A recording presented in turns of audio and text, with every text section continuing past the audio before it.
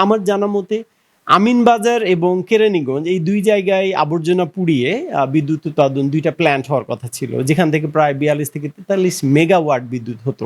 প্রতিদিন ৩,০০০ metric ton আবর্জনা বাসাবাড়ির বা সিটি কর্পোরেশন থেকে কালেক্ট করে সেখানে পোড়ানো যেত বা বিদ্যুৎ উৎপাদন করা যেত। এটা নিঃসন্দেহে একটা ভালো পরিবেশ বান্ধব প্রজেক্ট বা প্রকল্প হতে পারে। গভর্নমেন্টের খুব দ্রুতই দরকার। নট অনলি চায়না, ইভেন আমি বলবো যে আরো অনেক দেশ হয়তো আগিয়ে আসবে টেকনোলজি ট্রান্সফার অথবা এই ধরনের কাজগুলো আমাদের সহায়তা করার জন্য, যেখানে বোথ সাইড আই মিন দুটো কান্ট্রি আমরা বিভিন্নভাবে বেনিফিটেড হতে পারি এবং এটা খুব দ্রুতই দরকার। তাহলে আমার মনে হয় যে বর্জ্য নিয়ে আমাদের মধ্যে যে অসন্তুষ্টি আছে অথবা আমাদের মধ্যে যে বিরক্তি একটা ভাব আছে সেটা হয়তো দ্রুতই কেটে যাবে।